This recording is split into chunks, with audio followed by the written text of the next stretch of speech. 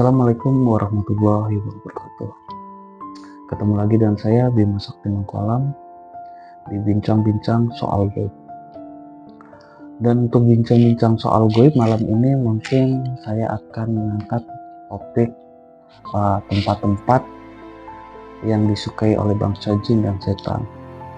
Kedua, wujud asli tentang setan yang beredar di masyarakat. Yang ketiga mungkin sedikit tips dari saya, yaitu untuk mengusir jin atau setan yang mendiami suatu tempat.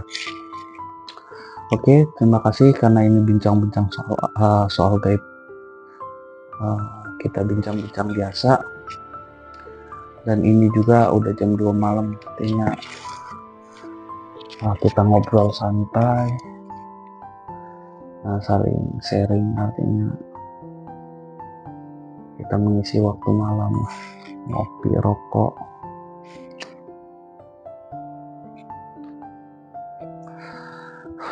Oke, sambil berjalan, mungkin yang saya ingin sampaikan di sini tempat-tempat yang sering atau disukai oleh bangsa jin dan setan. Untuk bangsa jin dan setan itu dibagi menjadi dua, jin muslim dan jin kafir. Jin muslim biasanya ia cenderung mengikuti orang-orang yang sering beribadah atau taat beribadah. Artinya ketika seseorang itu taat beribadah, biasanya ada dari bangsa jin itu yang mengagumi, menyukai karena kesolehannya. Mungkin karena ada kecocokan di sana, biasanya dari bangsa jin. Ada juga yang mengikuti si orang soleh tersebut tanpa si orang soleh minta atau sadar. Itulah yang mana biasanya ketika orang soleh itu dia biasa disebut di masyarakat awam itu memiliki khodam. Padahal pada dasarnya si orang soleh itu sendiri pun tidak pernah berniat untuk mengisi, apalagi meminta untuk kehadiran sosok-sosok jin muslim tersebut. Tapi karena karakter kesolehannya, ketaatannya, maka dari itu ada sosok-sosok jin yang mengikutinya. Mengikuti dalam arti ketika dia beribadah, menjaga kediamannya, menjaga tubuh zahir, artinya dari segala bahaya dari unsur jin, setan yang mencoba mengganggu si orang tersebut. Artinya banyak makna di sana. Dan untuk jin kafir, jin kafir itu cenderung yang biasa kita sebut dengan setan. Karena setan itu artinya pengganggu. Setan artinya setan sama sekali tidak memiliki keimanan kepada Allah. Artinya memang dia sudah disumpah sampai akhir zaman kelak. Tugas mereka hanya untuk mengganggu bangsa manusia, menyesatkan bangsa manusia. Dan memang setan adalah salah satu anak buah atau bahasanya pengikut iblis. Walaupun mungkin jin muslim dan jin kafir itu sama-sama jin, yang membedakan hanya keimanannya. Yang satu beribadah kepada Allah, yang kedua dia memang sudah disumpah untuk sampai akhir zaman dia akan mencoba melenceng, artinya membuat kita melenceng dari ajaran kita, menyesatkan kita. Dan tempat-tempat yang biasa didiami oleh jin muslim itu biasanya dia menempati tempat-tempat ibadah, rumah-rumah orang soleh. Dan juga memang ada kalanya jin-jin muslim itu mendiami satu tempat yang memang dulunya mungkin makam orang soleh. Dia juga sering menempati tempat-tempat sedemikian. Karena memang pada dasarnya jin muslim cenderung menyukai orang-orang yang soleh. Jadi tempat-tempat beribadah lah, tempat-tempat beribadah, tempat-tempat yang sering menjadikan ibadah mereka sering.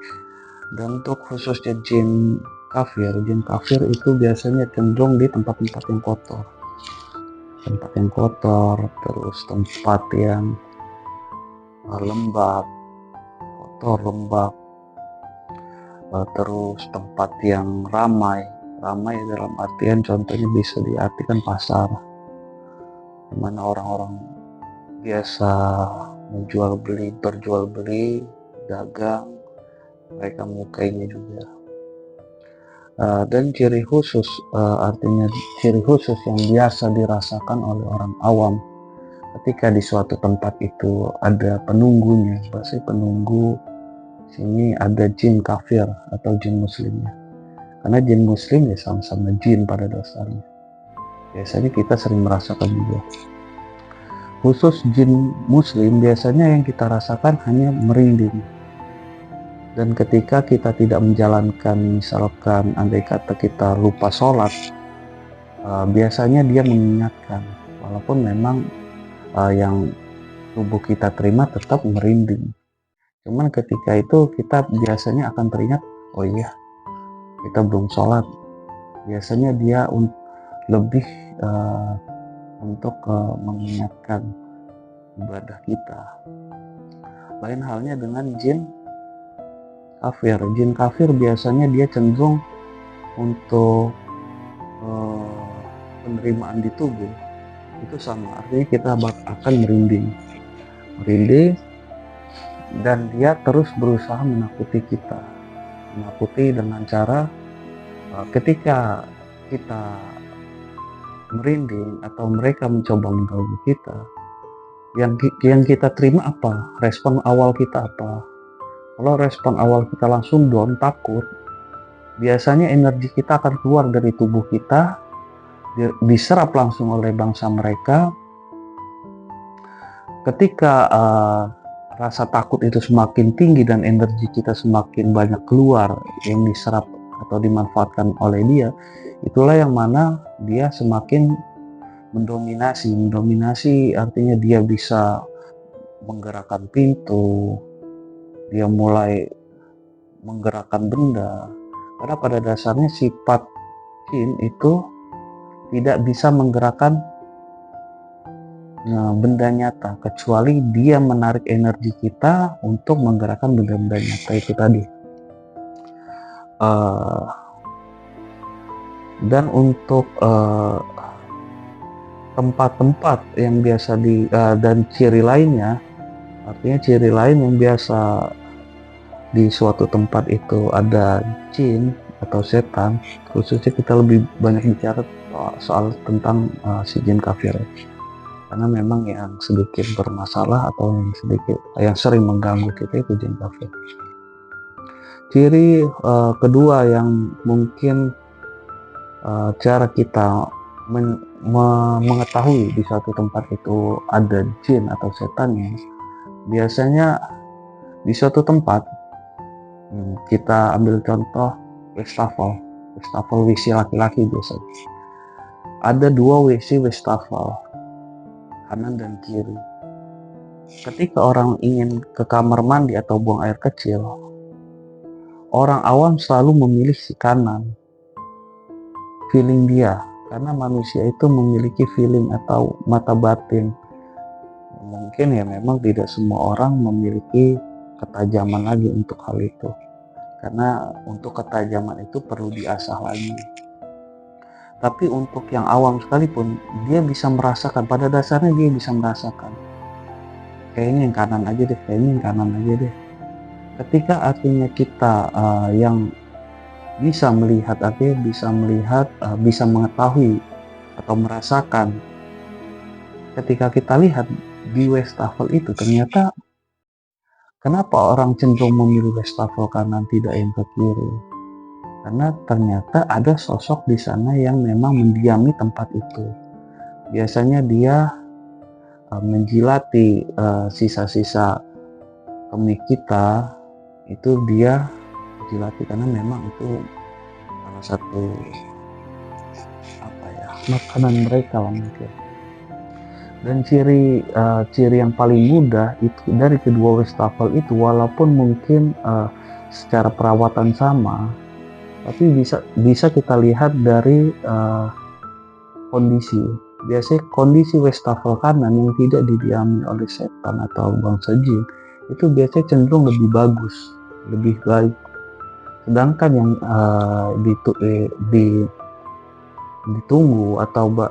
ditunggu atau ada bangsa jinnya itu biasanya cenderung lebih cepat berlumut, lebih kotor, gampang rusak.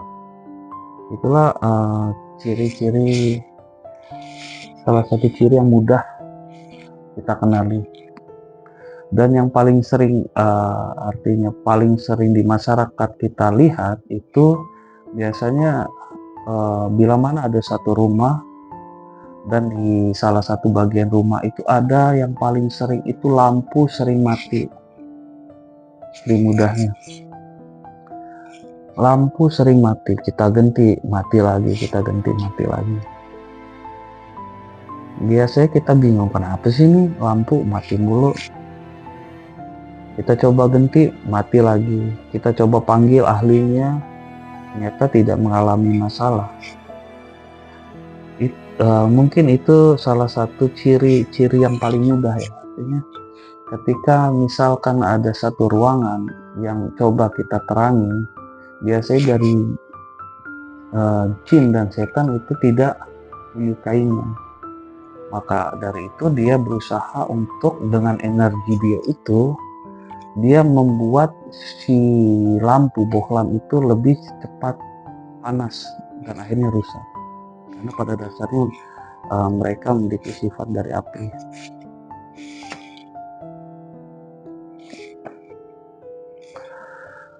Terus apa lagi? Hal itu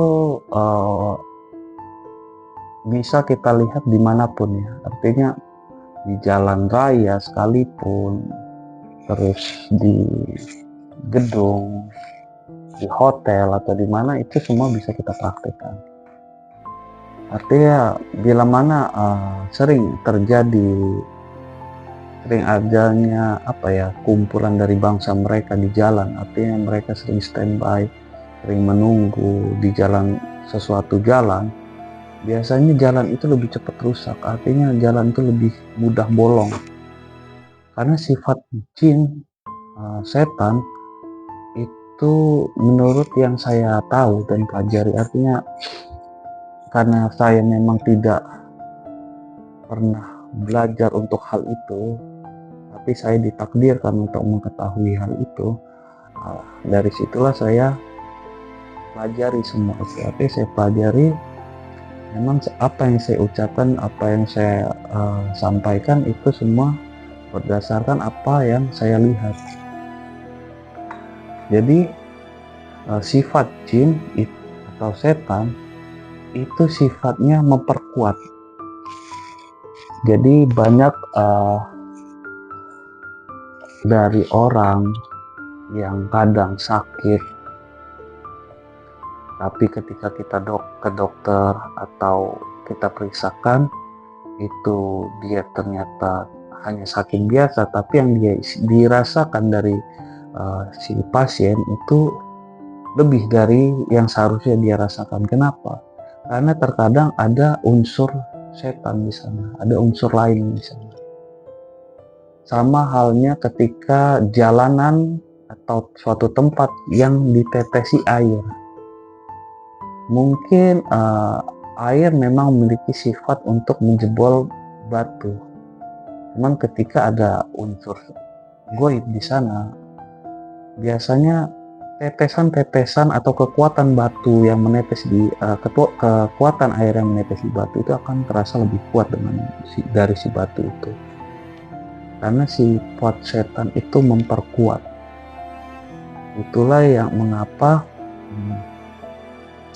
ada ilmu santet atau lain itu dia sifatnya menyerang, kalau itu memang dia bersifat menyerang, artinya berusaha menyerang korban sampai si korban itu sakit dan tak berdaya. Ada juga si jenis santet itu yang menurut yang saya tahu itu santet yang menutupi semua penyakit, artinya menutupi dari dokter.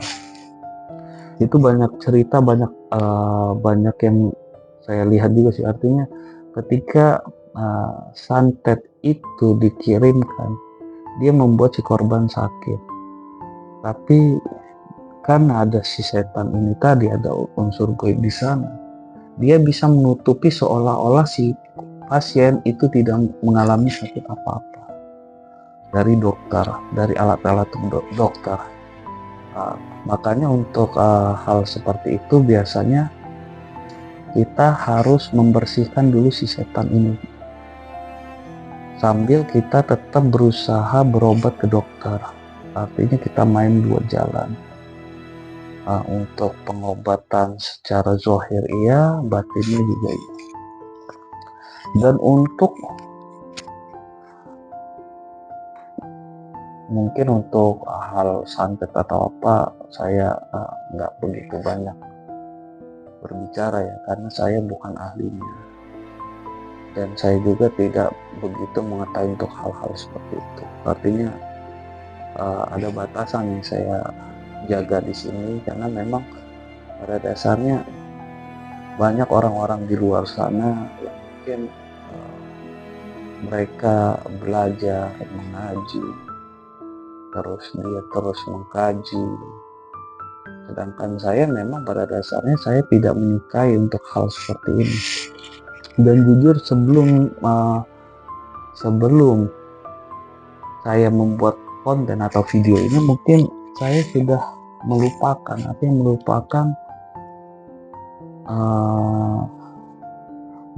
kebiasaan aku, melupakan sesuatu yang saya miliki lah. Cuma karena memang terkadang saya bingung, seperti malam-malam seperti ini, saya bingung harus apa.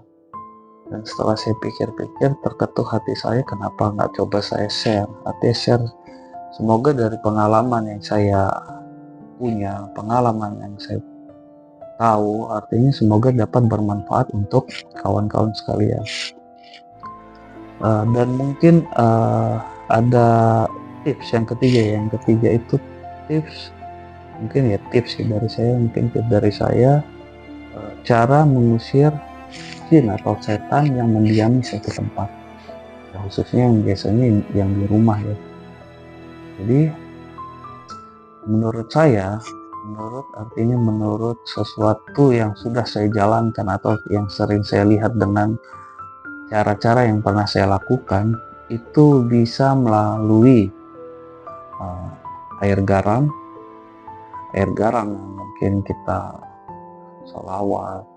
bacakan sholawat, terus kita bacakan zikir, terus kita bacakan surat-surat, ayat kursi, an-nas, kita garam itu kita baca sambil bacakan sholawat, kita tabur di satu tempat yang kita yakini di situ ada bangsa jin dan setannya. Itu dapat mengganggu dari si bangsa jin itu tersebut. Biasanya kalau misalkan dia yang nggak begitu kuat sih biasanya langsung pergi.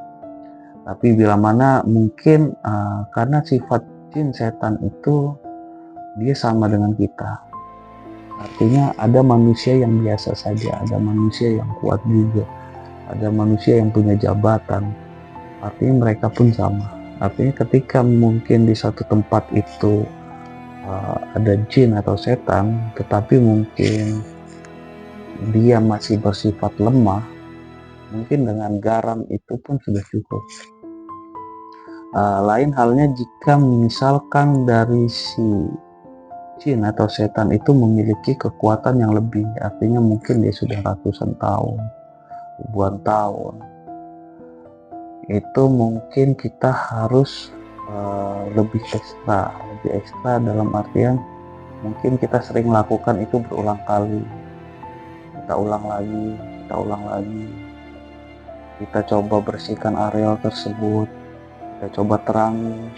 Bila mana satu lampu sering mati, coba ambil penerangan dari tempat lain yang mungkin beda sumber, artinya beda sumber, beda aliran listrik dengan si lampu boklab yang biasa mati. Itu salah satu cara dari saya. Mungkin bagi yang bisa, dia bisa langsung bacakan surat-surat, ada ayat pembakar jin lain-lain, itu mungkin memang udah spesialis dia. Karena ini ngobrol santai, saya izin ngerokok dulu.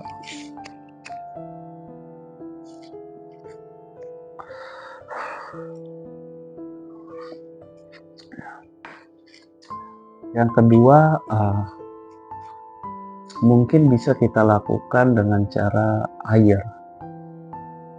karena air itu sifatnya pembersih, dan sifat dari jin atau setan itu kotor. Jadi air yang kita bacakan, sholawat, zikir, terus ayat-ayat yang memang tugasnya apa diturunkan untuk urusan dengan bangsa jin dan setan, kursi anas, itu sama kita taburkan di areal-areal yang kita yakini, itu insya Allah lebih bermanfaat sih. Biasanya 2-3 kali ketika kita ulang itu insya Allah sudah bersih. Dan mungkin kalau untuk area pembersihan mungkin itu aja sih dari saya. Terus kita ngobrol apa lagi nih?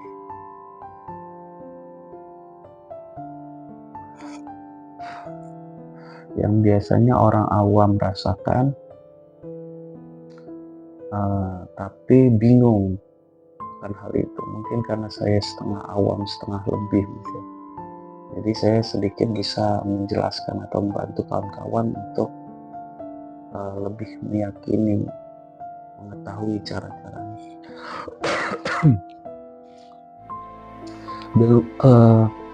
Dan mungkin untuk kawan-kawan sekalian yang seandainya memiliki pertanyaan khususnya kepada saya, bisa langsung ditanyakan melalui komen atau langsung hubungi saya via Gmail.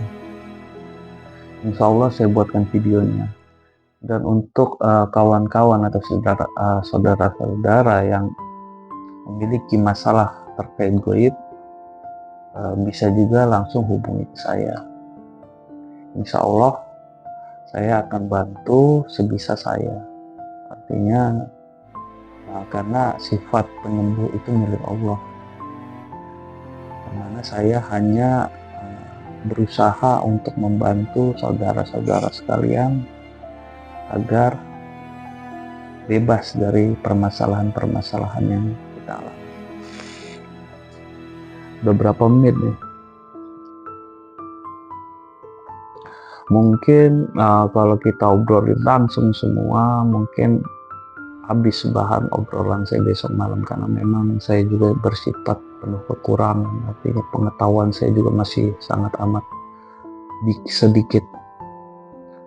Jadi ya mungkin kita ngobrol-ngobrol santai aja, kita sisakan untuk topik-topik selanjutnya. Tapi bila mana ada kawan-kawan yang memang ada pertanyaan, silahkan ditanyakan. Jadi agar saya juga bisa menjawab dan mencoba membantu, dan siapa tahu itu ada manfaat untuk orang lain. Artinya mungkin ada kawan-kawan kita yang mengalami hal yang sama dengan pertanyaan itu.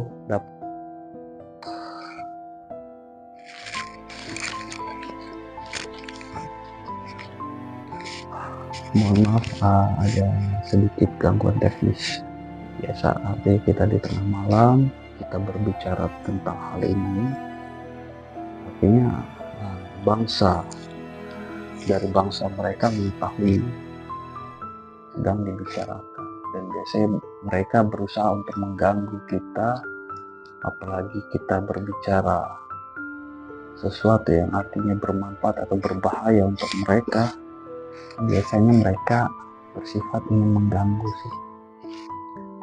Jadi ya sudah biasa, artinya Kalau saya biasa. Artinya untuk kawan-kawan, terima kasih sudah menyaksikan channel kita. Semoga bermanfaat, semoga kalian menyukai, dan semoga video yang kita buat ini bermanfaat untuk kita semua. Amin. Dan untuk mengakhiri kata video kita pada hari ini, mungkin ada sedikit kata-kata dari saya. Yang mana kata-kata itu, kita bukan siapa-siapa tanpa melakukan apa-apa. Kita bukan sesuatu jika kita tidak melakukan sesuatu. Teruslah lakukan hal baik agar kita menjadi lebih baik. Terima kasih. Wassalamualaikum warahmatullahi wabarakatuh.